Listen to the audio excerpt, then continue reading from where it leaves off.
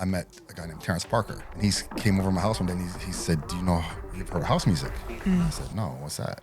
We delve into how he started off as a teenage producer in Detroit. So I started producing more, making more dance music, house music, and that's when I decided to call myself MK. To making R&B records with Quincy Jones. By the time I stopped doing house music, Quincy Jones signed me right away. 6 months I stopped doing house music, Quincy Jones signed me. And then later in life, returning to house music, which led to some of his biggest records to date. Moments in Music. Welcome to Moments in Music, a podcast by Defected, hosted by myself, Monki, where we get to know our guests through the records that define them. Today's guest, one of house music's first superstars and a Defected favourite. Please welcome to the podcast, Mark Kitchen, aka MK. Hi, MK. Hello. Welcome to the podcast. Thank you. How are you? I'm good. Yeah? Yeah. What brings you to London? It's nice to have you here. Oh, thank you. I'm getting ready for Ibiza. Of course. So I came from Ireland a couple of days ago, spent a few days here, and then I'm off to the races. Okay, nice. It's nice to actually sit down with you. I feel like over the years I've just seen you in booths. Yeah, it's in show, after show, before a show. Yeah, for split seconds. And then see you at the next one. Yeah, bye. exactly. Another year in Ibiza. Yeah. How's this year panning out for you? Obviously you're doing I mean, on I Fridays. didn't start yet, but I'm looking forward to it. Yeah. It's more shows than last year. I'm very comfortable doing that set now. Yeah. It's my third year doing it, so yeah, I'm looking forward to it. Were you ever uncomfortable doing that set? I mean, the first year, I mean, not the whole time, but you know, it's the first couple shows. It's a lot of pressure. Yeah. You know, playing with Kelvin at Ishwire, you know, it's not like just you walk in like, hey, you gotta knock it out. So, but yeah. But third year in, we're ready. Yeah. Thanks for sitting down with us. We're going to sort of talk about your very long and amazing career. Yeah, thank you. All right. And talk about sort of those records that mean something to you through your career. Okay. I mean, let's start at the beginning, I guess. At the beginning, okay. Yeah. You want the beginning before I was producing, or probably when I first started producing? Yeah, or even the beginning. People talk about, you know, what led them to producing even. All right. I was 14. Yeah. And I used to draw a lot. Okay. I drew all the time. And I started getting into music more at that age. A lot of alternative music, actually. Yeah. Like Depeche Mode was one of the first ones. And I remember hearing People Are People. Yeah. And that song is what made me feel like, because the song was so interesting. I'm like, how did they make that song? Yeah. There's no guitars, there's no real drums. And I kind of knew about music, but not that much. But I was really curious to know how they made that type of song. So I started reading about synthesizers and drum machines. Yeah. And that's why I got into making music, really. It was just the curiosity of how you make those songs. Yeah. And that came from me drawing. Because when I draw, I create. Yeah. And I also like building stuff. If I wasn't doing music or anything else, I'd probably be a contractor or something like that. Right. And making music is the exact same as that. It's the same as drawing. It's the same as building a table. It's just you use different tools to do it. And you may want a table that looks like this or a certain type of table. It's the same thing with music. And that song, People Are People, gravitated me towards making music because it was so complex. And so I started reading about synthesizers and how you make it, and it just drew me in at that point. And it wasn't a certain style I wanted to make. I just knew I wanted to make music. Yeah. And after hearing that record and being inspired by the synthesizers and the way things are built, when was like the first time you got your hands on equipment that you could actually allow you to do that? I was from Detroit, so I knew a lot of musicians. Okay. I had a band in high school. Okay. A lot of my friends played instruments.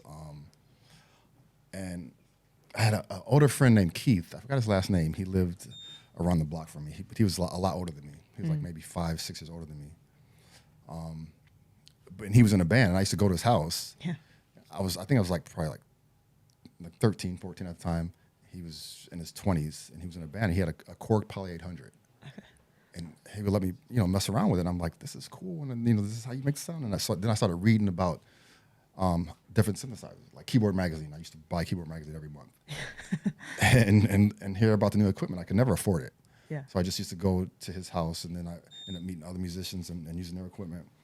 And then finally, I think I was 15. My parents got me a Roland Juno 106 for my birthday. Sick. And from that point, that's when I, got my hands on it. And it was the only synthesizer I had. So I knew that thing from back to front. And then from that point, I got a sequencer, a Yamaha QX7 sequencer, a Roland drum machine. And kind of just went from there. And then I didn't have any money still, so I would save money, or I don't know how I got money to get other equipment, but I got some more stuff and just taught myself how to produce. And the good thing, though, is I taught myself with minimal equipment. Right. Where like now, kids they have a laptop, you have a whole studio. Yeah. So back then, with just a sequencer, a drum machine, and a synthesizer, there's only so much you can do, but there's a lot you can do if you really know what you're doing. How to use it. Yeah. Yeah. So you started so young. Yeah. Really. Yeah. It's been really interesting having these conversations with people, because I feel like when people talk about their childhood and how they first got into making music, there's always this character. Yours seemingly might be this Keith person who played like such a big part in the beginning of their sort of story, but in actual fact, maybe they don't speak anymore or whatever, but there's always this first person who like gave them a deck or gave them a synthesizer or allowed them to play vinyl records or something. Yeah, and to be honest, it wasn't until I did this for a couple of years. I did this for 5 years, just making music myself. Didn't know anyone else. I didn't speak to Keith anymore. He just moved away. So everything from that point for the next 5 years, it was all on my own. I remember Mantronics, the group Mantronics. Yeah. I wrote Curtis Mantronics a letter. Oh, no way. I was in high school in history class. Wrote him a letter. I forgot what the letter said. I don't even know if I sent it to him. But I wrote him a letter because I liked Mantronics. I liked the songs they were doing. Yeah.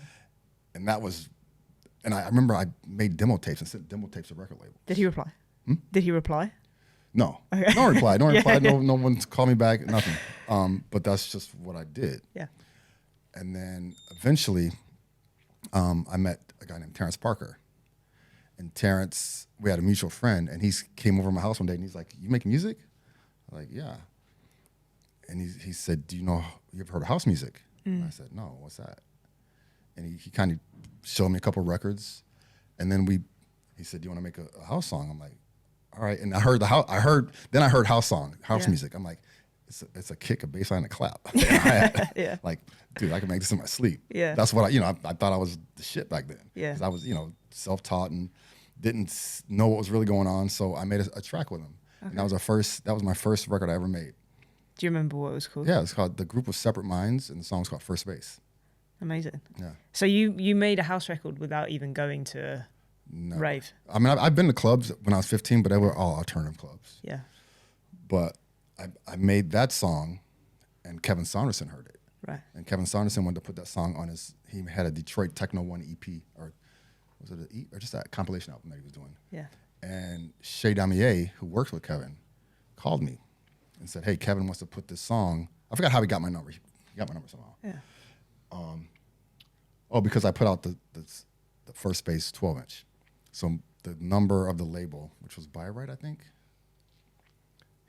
Shay Damier found the number of the label, got my number, called me, said, "Hey, Kevin Saunderson wants to put this song on this record."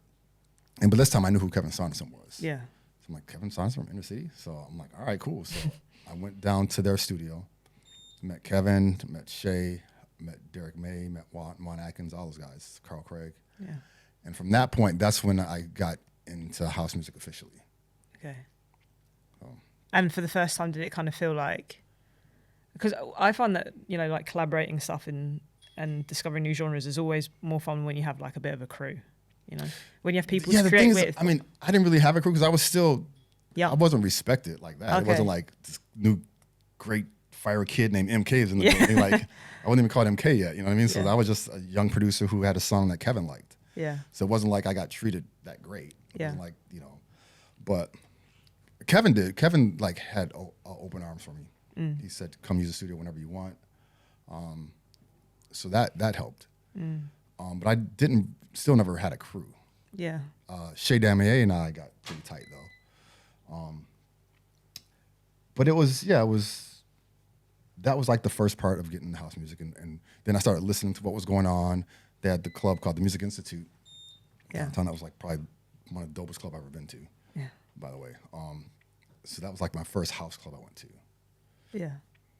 And then from that point, I just kept producing. But I just only produced house music at that point, house and techno. Yeah. And sort of now you are in that sort of period of your life. What age are you at this point? 16? Okay, so you're still a baby. Yeah. Yeah. Still young. And still in school. Yeah. That's amazing. And then I would watch Kevin Sorensen work. And Right. I would be just mesmerized how good he was. Right. Just at producing it, at the sound. He was so toned in, dialed in on the sounds he wanted. His kicks were always heavy. His bass lines were heavy. And I really looked up to him. I still look up to him, but I just at that point, I'm like, this guy is awesome.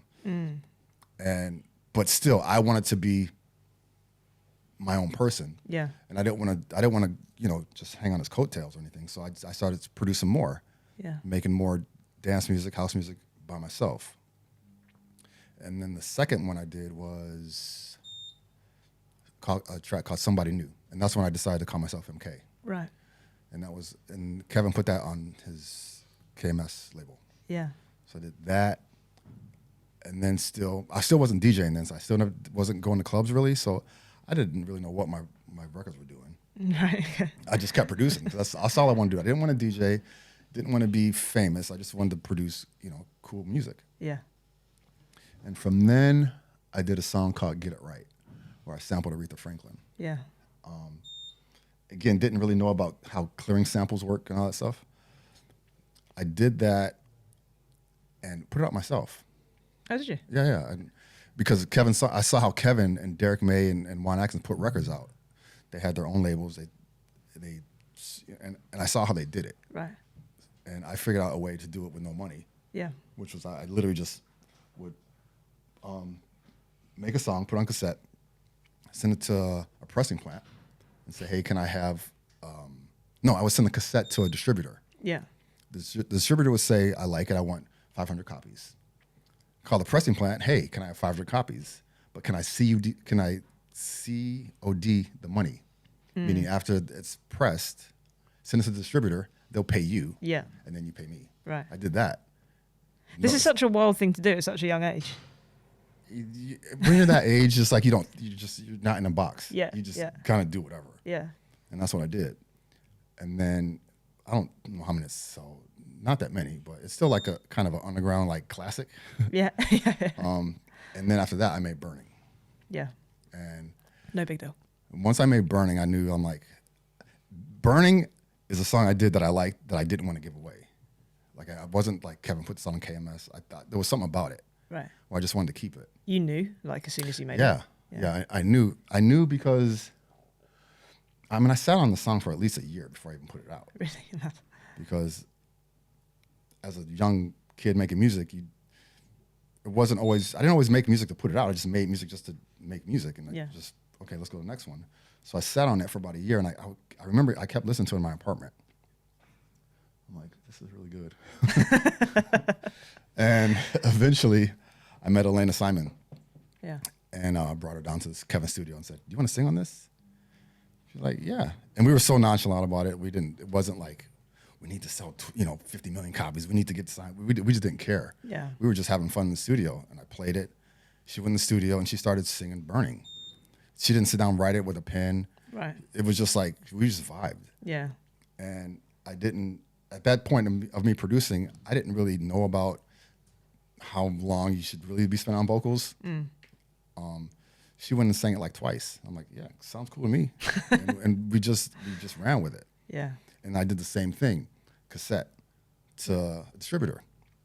They were like, can I have 1,000 copies? I'm like, yeah. Same thing, COD, send the money, send the vinyl. Again, I didn't even have money to make the label. So I said, the pressing plant said, what color do you have in your artwork? I'm like, no, just, do you have colored vinyl? Yeah. They said, yeah, yeah. Can you make it red? Yeah.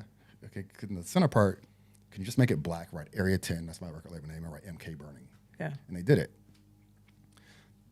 And back then, I guess most DJs would go to record stores on Friday because they have weekend gigs. And so on Monday, the distributor called me back. Said, we sold out. We have 2,000 copies. Okay, cool. 20,000 copies later. Yeah. No, seriously, like 20,000 copies later, I get a call from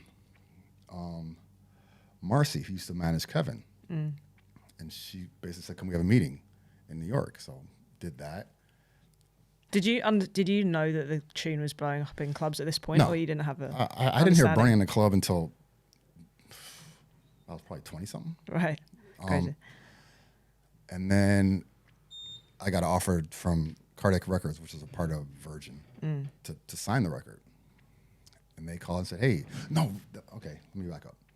A guy named Ramon Wells, who worked at Cardiac, because I put my home phone number on the vinyl.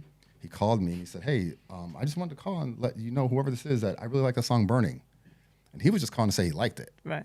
And I said, okay, you can sign it if you want. I mean, honestly, I didn't know what I was doing. And he said, really? I said, yeah. And so they signed it. Right. And then my manager at the time, Marcy, she ended up turning that into an album deal, to a whole MK record deal. Yeah. And from then it was kind of off to the races. It's crazy how almost like the naivety of people's early career can just lead to so much, because there's no boundaries. Yeah. Really. Yeah. You're not like. I was just too young to know what kind of boxes out there. Yeah. You don't know what obstacles are ahead. Yeah. You just kind of go for it. And that sort of nonchalant feeling you were talking about when you were writing the vocal for the record. Right. I mean, writing sounds like a strong word, because it seems like you were just vibing out. Right. Do you find now, so many years later, that you can still write like that? All the best records come that way, or does it feel very different now? Yeah, I mean, from back then, I know about that box. Yeah. And I try to keep myself out of it. Yeah. But obviously, sometimes you just can't help but get into it. So I try to not stay in that box, but it gets hard sometimes. Yeah, of course. You ended up in this house world almost by coincidence in a way. Yeah, exactly. But your first love was quite alternative. Yeah, and it was that, and it was hip hop. Yeah. And it was more so just learning how to produce. And I know we talked earlier about certain songs that influenced my career, and it wasn't really songs. It was just different styles of music and how it's made. Like hip hop and alternative are totally different. Yeah. House music and pop music are totally different. Yeah. Well, underground house. But I still liked it all, and I still wanted to know how to make it. Like most producers who will understand what I'm about to say, it's almost impossible for me to hear a song and not dissect it. Yeah.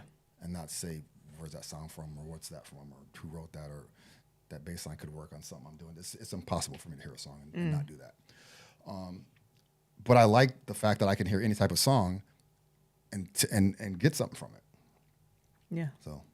And so you're in your late teens, early 20s. I was 20 by the time I moved to New York. I think I was 20. Yeah. When Burning got signed. And then after this sort of period in house music, you kind of almost took a hiatus from it, didn't you? Well, yeah, because I started doing a lot of remixes after Burning. Yeah. I did Always, Love Changes, and those did pretty well. And then I did Push the Feeling On, which is a whole nother story. But Push the Feeling On is kind of the reason why I stopped. Why? Because that remix did so well. Yeah. That from that point, when I got hired to do a remix, everyone wanted it to sound like that. Right. So when I did a remix and handed it in, they're like, well, can you make it a little more like? And it was like, oh, I'm not doing this my whole career. I'm not doing this. And so I'm like, let me stop, because I didn't know at that time how far remixing can take you, because I was mostly just remixing in the 90s. Right. And I'm like, I don't want to be remixing when I'm 30. Yeah. I don't know if it's going to even be around, because remixing was a pretty new thing. Yeah. It started in the late 80s, mid 80s, remixing. So I didn't know, and plus there was no royalties from it. So I'm like, I can't, what if I burn out on remixes? So I stopped. It's quite a brave decision to make. Yeah. Then. Yeah. Well, because I was still, all those times I was doing remixes, I was still producing R&B, just on my own, like I did when I was younger. Yeah. Still producing, learning how to produce it. I taught myself theory, just studied a lot of music. So by the time I stopped doing house music, Quincy Jones signed me right away. Yeah. Probably 6 months I stopped doing house music, Quincy Jones signed me. How did that even come about? A guy named Jay Brown. I had a meeting at Motown Records in New York, and I saw this guy named Jay Brown sitting across in the waiting room. We were just talking. All right. And he said, what do you do? I said, I produce. And he said, can you send me some tracks? I sent it to him. And he happened to work for Quincy Jones. And he called me, he's like, these are crazy. Yeah. But the thing is, the R&B tracks, they were kind of clubby.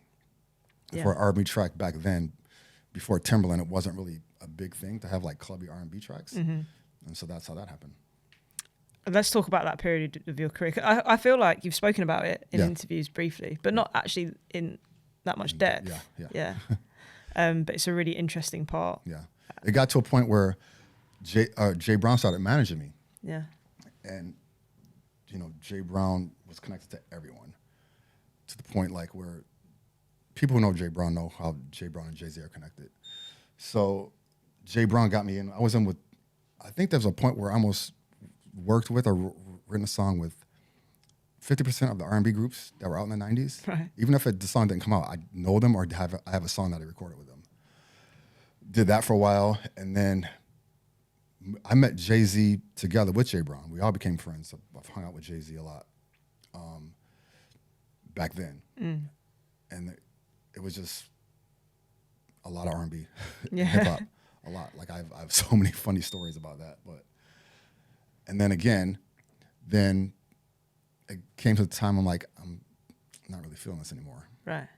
I moved to LA from New York, started working with Will Smith as one of his in-house producers, doing R&B music to pitch for different artists.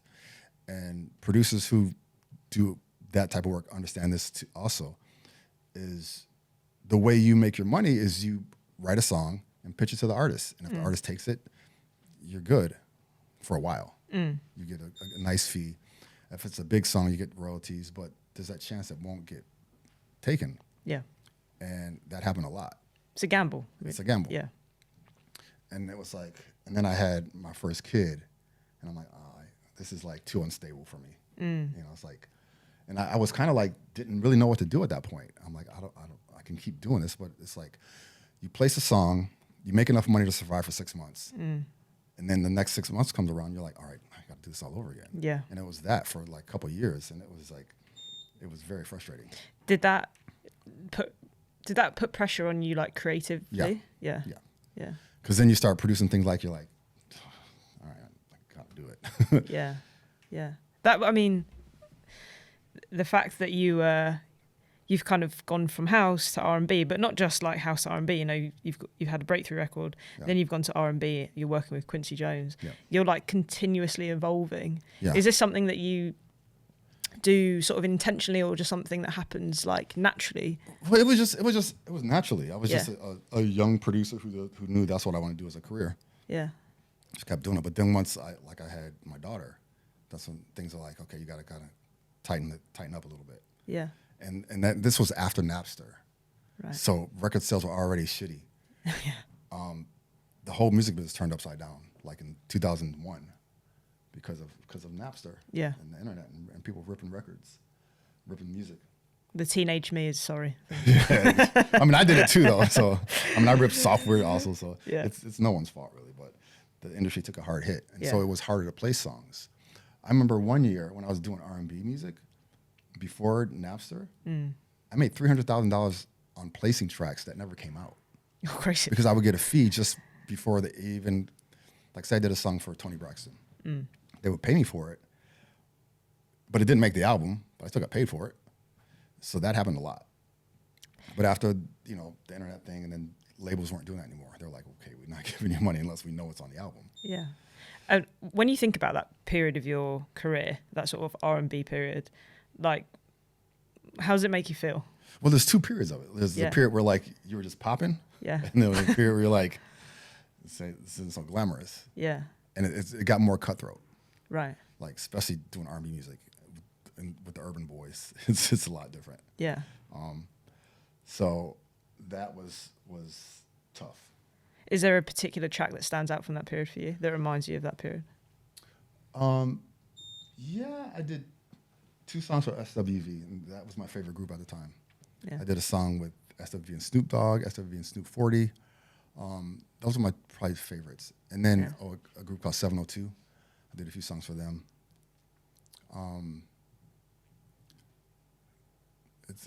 After this interview, I'm thinking like, I forgot about that one. But there was a lot. I worked with Ariana Grande for a while. Again, same thing. I think I did like 4 songs with her. And then she changed her style. Yeah. So all the songs got scrapped. And then she came out. Then her first album came out. And I'm like, oh man. So that was very frustrating. Yeah. And you said that there were periods of that time where it's quite tough. Yeah. What would you say like your biggest lesson from that period of time was? Oh, I don't know what lesson it was. It was just like, it's not all guaranteed. You know, and then I remember that's when I heard Pitbull sample Nightcrawlers for Hotel Room. And I'm like, that's my end. That's my end back in the house music. Right. Because Pitbull was huge at that time. And I'm Yeah. like, if we take a house track, one of mine, and make it that huge, that's easy for me. Yeah. I can get right back in house music. And that was the first thought of it. I want to get into that. Okay. But I skipped over quite quickly, and it's quite a big deal that you were Will Smith's in-house producer for a while. Okay, yeah. So let's talk about that period of all right. time, which is, I think, a fact that not many people do know. All right. But tell us about that. Okay, well, when I lived in New York, I met a guy named Omar Rambert. Yeah. He works with Will very close. Omar and I became friends. And when I moved to LA, reached out to Omar, just kind of kicking it. And he's like, hey, so what's your plans? I'm like, I don't know. He's like, well, Will just built a studio in North Hollywood, and he's looking for like an in-house producer. And we can build you your own studio. Write down the equipment you want, and it's yours. And, you know, just come in every day and work on music, and then we'll figure it out. He said, we're working on Bad Boys 2 right now, music for that, iRobot, Shark's Tale. So that was like, and he said, and we'll pay you. Yeah. I'm like, all right, that's perfect. Great. Yeah, so I did that for a couple years.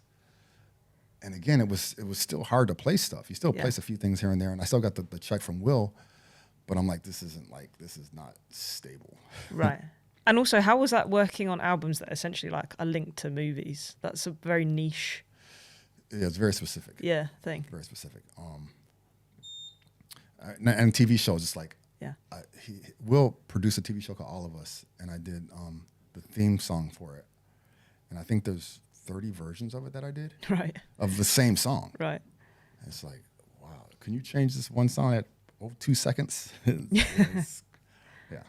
I imagine that all these like almost like different versions of yourself as a producer, though, they make you a more rounded artist. Exactly. Yeah, they do. And I had to deal a lot with A&Rs and labels and presidents. And like back when I was young, I made a song in my bedroom. About what, sorry? I made a song in my bedroom when I was younger, and like Yeah. when it was done when I said it was done. Yeah, of course, yeah. And that's what I miss. Yeah, okay. The freedom. The freedom. Yeah. And that's when I started like seeing what the box was. Yeah. I think when you first start, you have that freedom, you have that naivety, and then it becomes a business, really. Yeah. And you have to think about it like that way if you want to survive in some sense. Yeah. And that's when it becomes tricky because you have to balance being creative, but then also thinking about it. You think about people you have to please with it. How am I going to put food on the table? It changes the dynamic of being creative. Yeah, it's like I go back to Burning and all the underground stuff I made in the 90s. It was like I didn't care what anyone thought. Yeah, it didn't matter. Yeah, and even when I got hired to do remixes back then, I wasn't like the first choice. Yeah, I was like, you know, maybe Moby got hired to do the remix, and then my manager figured out a way to let the label agree to have me do a mix. So I could do a mix, and well, they won't care. They got Moby's mix anyway on it, so I could just do whatever I want. Right. And I think that's why so many of my earlier mixes end up doing so well in the underground market, because you can kind of hear it. Yeah. You can hear like, oh, he didn't give a shit what anyone thought. Do you feel like now, sort of later in your career, now you're so like well established, that you get a bit of freedom back creatively? I feel like it now. Right. But a few years ago, it still wasn't. And so I'm going to jump around for a second. But even when I did Storm Queen, Look Right Through. Yeah. When I did that for Simon had a few changes when I turned in the mix. Did a few different versions of it. The mix got released, and so then they were happy, and after that, that's when I did the dub, the dub 3. Yeah. I did it because no one needed it, Right. and I didn't have to give it to anyone, and no one's paying me for it, so I had that freedom. That was just like your interpretation of the. Yeah. Almost like a director's cut, almost. Yeah, that was exactly what I wanted to do to it, Yeah. without, having to worry about, like I said, what Simon thought about it or anyone else. Yeah, yeah. And your relationship with Defected, it kind of goes all the way back to, was it 2000 and... Yeah, I think I was still working with Will when I talked to Simon, and I don't remember exactly what was said, but Simon definitely has a big part on why I got back into it. I think after that Pitbull thing, I think I knew that I had Defected as an in if I did want to do music. Yeah. And that's when they did the MK in the House compilation. Yeah. Yeah. To kind of help. And how was that feeling, sort of getting back into this world that you left for a little while? Oh, it was great. Yeah. Yeah, it was great. It was exactly what I wanted it to be. Right. I mean, the money wasn't there yet. Yeah. But I remember getting booked for shows for like $1,000, and I was like, "This is awesome! Like, if I get 4 shows a month, yeah, I'm good to go." Yeah. So yeah, it was great. And then Jamie Jones and Lee Foss asked me to DJ at a party, and I was like, "Oh, I don't DJ." Yeah. But again, learn. I'm like, because I remember in the '90s, my brother Scotty Deep, he DJ'd. I saw everyone else DJ around me, and I kind of was like, I had decks. I would spin for 20 minutes. I'm like, this is stupid. Like, I'd rather just go make a song than play 2 records together. Yeah. But I also saw a lot of DJs making money. Yeah. I became really good friends with Masters at Work when I moved to New York. Okay, yeah. So I went to see them a lot. Yeah. And I just watched them play parties. I'm like, oh man, I wish I could do this. But it was kind of too late for me. Now I look back, it wasn't too late, but I thought it was too late. Yeah. And so when Jamie and Lee reached out, I was like, I can't make the same mistake again. I need to just go for it. Masters at Work have been brought up in almost every single episode of this podcast, just because it feels like they've had an influence on. Oh no, they were gods. Yeah. I mean, yeah. If you were in that era, like everything that came out, it's like people will buy their records without hearing it. Yeah. You don't have to hear it. Yeah. You just know. Yeah. So Lee Foss and Jamie asked you to DJ. You couldn't DJ at the time. Well, or you weren't sure of it. I wasn't unsure, but I still, because I was back producing house for a while now, and I knew about Tractor. Yeah. And I was being a software guy. I'm like, okay, well, I can do this. Yeah. And so I did that. The box thing that you bring. Yeah, did that. And my brother, he DJed with me, so we did it as a pair actually. Okay. So it was kind of like he was like my training wheels. Yeah. So we did that for a while, and then once I finally got the hang of it, I'm like, all right, I can do this. Yeah, it's funny that you almost never did you not see yourself as like somebody on stage? Did you always want to be the guy in the studio? Do you know what's funny? I never told anyone this, but sometimes I would make songs in my studio, and I would think like if I was playing this on stage, it would go crazy. If I was sound stage playing it, it would go crazy. I just knew it, but didn't really think about being that person. Right. But I just always knew. I'm like, if I was playing this, it would probably go off. Why did you never think about being that person? Why did I never think about what? Being that person. I just wanted to stay in the studio. Yeah. I just didn't want to. And plus, there was no offers like that where I can just be like, I'm gonna go out and make $100,000 a show. Yeah. So I wasn't thinking like that. Do you find it like compared to being in the studio, was it quite daunting to like being standing on stage? It's just it's a different job. It's a completely different job. It's very different. Yeah. But it's also what I knew it would always have been in the 90s. I knew that if I was a DJ, I would produce bigger records for the obvious reasons. Yeah. You see the crowd. And so I always knew that that would be helpful for me as a producer. And it must have been nice to go back to produce records for yourself. Yeah. Yeah. I mean, like some of the first records that I made back then, I didn't hear live until 2000s. Some of the ones that, some of my early dubs that I made. So I'm like, oh, this is what it sounds like. I put too much EQ on the drums or something like that. You know what I mean? You're there listening to your own tunes. Like, yeah. Yeah. Should have mixed this better, but yeah. And then sort of what was the progression from there into your career now after the Lee and Jamie show? Then it was just working on a live show more and producing shows producing songs. Whatever I did, I wanted to make sure it would work playing out. Right. Where before it was just like I'm just trying to make something that's cool or whatever. But now I always try to make sure it works playing out. And then I end up getting a record deal.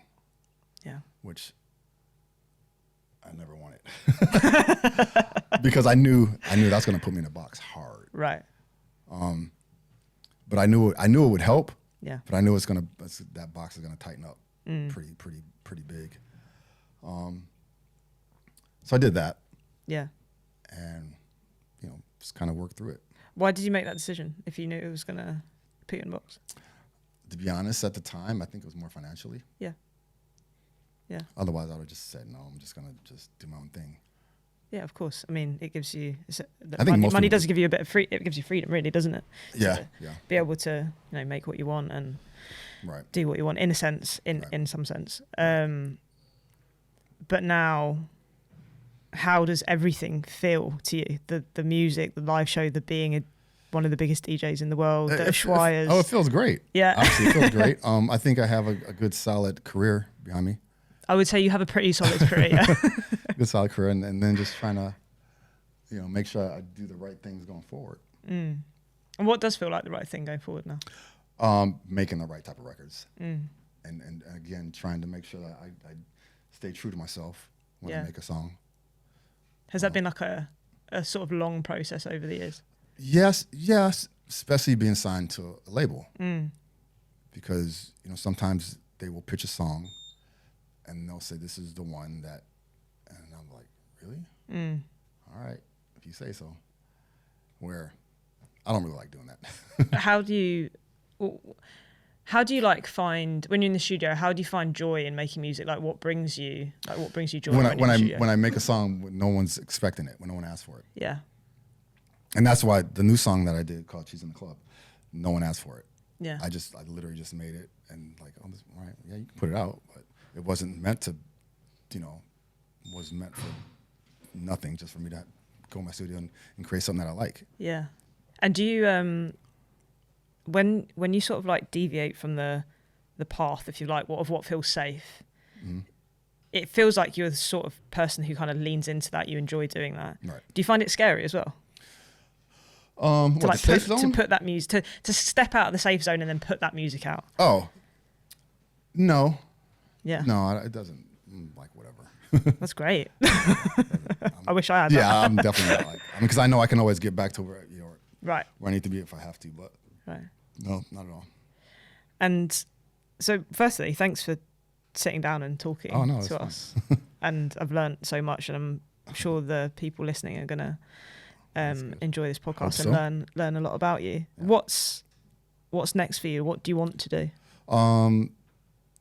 Next is I'm trying to just focus on the next few songs. I have the next 3 finished, which I've never done before.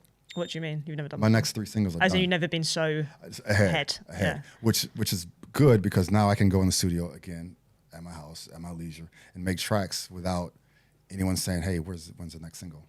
I can make The funny thing is I have my next 3 singles, and I'm pretty sure the next single will be not one of those 3. Right. You know what I mean? Right. So yeah. That's the part I wanted to get myself. I want to get myself in that position. Yeah. Where I can, work and not have the pressure of everyone like, yo. Another one, please. Another banger, please. Summer's coming. Mentioning summer, you have a very big summer ahead, as usual, every Friday with Calvin at Ushuaia. Yeah. And then, are you going to take a little bit of a break after that? Say that again? Are you going to take a little bit of a break after summer? Yeah, I'm taking 1 week off from my son's birthday. 1 week. You only get a week off. Well, he turns 6. And then, 1 week, calendar time turns to like 14 days. No, right. Not 14 days. 14 weeks. No. Taking 1 day off turns into 10 free days. Right, okay. I understand what you're saying. You know what I mean? Taking 1 show off turns into 1 show 10 off free turns days. into 10 free days. So Did you just call it Calvin time? Did you just call it Calvin time? I'm No. pretty sure it's Calvin time. No, I said Freudian. Well, I'll see you there in a couple of weeks. Yeah, right. I'm playing with you. So what date are you playing? Do you know? I have no idea. I think in about a month. Okay. In about a month's time. Okay. So I'm looking forward. Hope it's not the 26th. Oh, that's the day you're not there? Yeah. We'll have a conversation after this. But thank you so much for taking your time to sit down with us, and it's been a pleasure. Yeah. Moments in music.